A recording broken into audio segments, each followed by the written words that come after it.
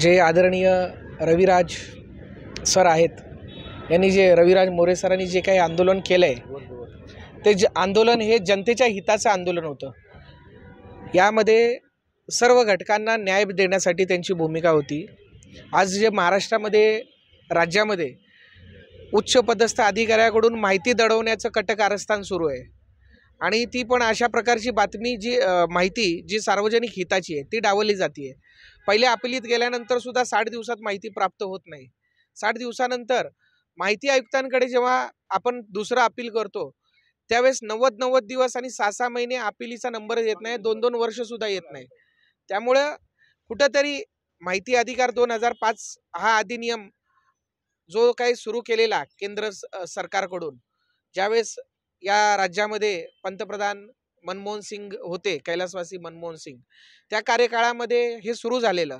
परंतु आता या माहिती अधिकाराचीच गळचेपी करण्याचं जे काही काम सुरू आहे प्रस्थापित व्यवस्थेचं, त्या प्रस्थापित व्यवस्थित लढणारे आक्रमक कार्यकर्ते रविराज मोरे साहेबांसारखे जे कार्यकर्ते आहेत, ह्यांना आपण सगळ्यांनी एक साथ दिली पाहिजे, त्यांच्या पाठीशी भक्कमपणे उभं राहिलं पाहिजे। तरच या व्यवस्थेशी संघर्ष करून आपल्याला कुठेतरी शिक्षक असतील, एस.टी. महामंडळातले कर्मचारी असतील किंवा जनसामान्य असतील, त्यांना कुठेतरी न्याय देण्याची भूमिका आपल्याला घेता येईल। आता बऱ्याचशा मागण्या, या 7-8 मागण्या होत्या, त्यापैकी आज माननीय मुख्य सचिवांची भेट झालेली आहे आणि त्या भेटीदरम्यान चर्चेमध्ये 7 मागण्या मान्य केलेल्या आहेत, बरोबर ना? जवळपास 7 मागण्या मान्य झाल्या आहेत।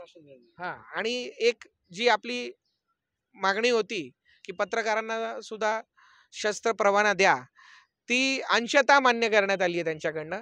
म्हणजे केस टू केस डिफरंट असेल, ज्या केसमध्ये आवश्यकता असेल तिथं त्या पत्रकारांना जिथं जिथं असुरक्षितता असेल तिथं ते मान्यता देतील। त्यामुळे आज लोकशाहीचा विजय झाला आहे असं मी समजतो। आणि लोकस्वातंत्र्य पत्रकार महासंघाच्या वतीनं जी राष्ट्रीय संघटना आहे, या संघटनेच्या वतीनं मी जाहीर पाठिंबा रविराज मोरे साहेबांना देतोय। त्यांच्या या यशस्वी आंदोलनाला आयुष्यभर आम्ही साथ देऊ आणि जेव्हा जेव्हा संघर्षाची वेळ येईल त्यावेळेस आम्ही त्यांना पाठीशी भक्कमपणे उभे राहू, एवढं बोलून मी माझे 2 शब्द संपवतो। नमस्कार, आपण आहोत मुंबई येथील आझाद मैदानावरती आणि याच आझाद मैदानावरती लाखो उपोषणं बसलेले होते। त्यांचे काही लोकांचे उपोषणं सक्सेस झाले, काही लोकांचे आजपर्यंत स्थगिती आहेत। त्याचप्रमाणे रविराज मोरे एक दबंग पत्रकार, ज्यांनी आजपर्यंत समाजासाठी आपला लढा दिलेला आहे आणि समाजासाठी ते लढत आलेले आहेत, यासमोर सुद्धा लढतच जाणार आहेत।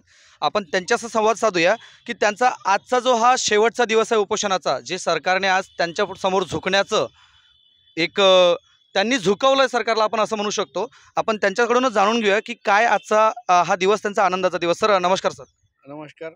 सर काय सांगणार, आज आपला शेवटचा दिवस आहे उपोषणाचा, सरकारने सुद्धा आपल्या पुढे मान टेकवलेली आहे कदाचित, काय सांगणार सर? माझ्या जवळपास 8 मागण्या होत्या, त्या सर्व समाज हितासाठी होत्या। माझं वैयक्तिक त्यामध्ये कोणताही एकही मागणी माझी नव्हती। मी तसं उपोषण करतही नाही। सरकारसोबत माझी चांगली विस्तृत चर्चा झाली या सर्व मागण्यांवर। आणि ज्या काही मागण्या आहेत माझ्या, पत्रकारांना शस्त्र बाळगणं परवाना, बोगस शिक्षकांचे जे आहेत, आता सुरूच आहे सध्या त्यांचं कॅम्पेनच सुरू आहे सरकारचं, तर त्यांनी सांगितले त्याप्रमाणे।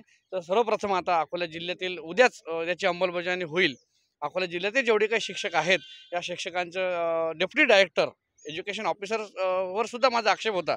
ज्या सुजिता पाटेकर आहेत एज्युकेशन ऑफिसर अकोल्याच्या, त्यांच्यावर सुद्धा मी आक्षेप नोंदवला होता। तर त्यांनी तात्काळ डेप्युटी डायरेक्टर यांना निर्देश केले आहेत की उद्यापासून हे जेवढे काही बोगस शिक्षक आहेत जिल्ह्यातील, सर्वप्रथम अकोला जिल्ह्याला तुम्ही प्राधान्य देऊन बोगस शिक्षकांवर कारवाई करा आणि रिकव्हरी करा। तर त्यासोबतच माझ्या ज्या बाकीच्या ज्या मागण्या आहेत त्यासुद्धा त्यांनी एक महत्त्वाची मागणी, फक्त त्याला वेळ त्यांनी मागितला, 1 महिना 15 दिवस 1 महिना, की माहिती अधिकार जो कायदा आहे त्याची अंमलबजावणी होत नाही, त्याला 90 दिवसाचा मी अल्टिमेटम दिला होता की 90 दिवसात अपील निकाली निघाला पाहिजे। तर त्याला शासन निर्णय काढावा लागेल।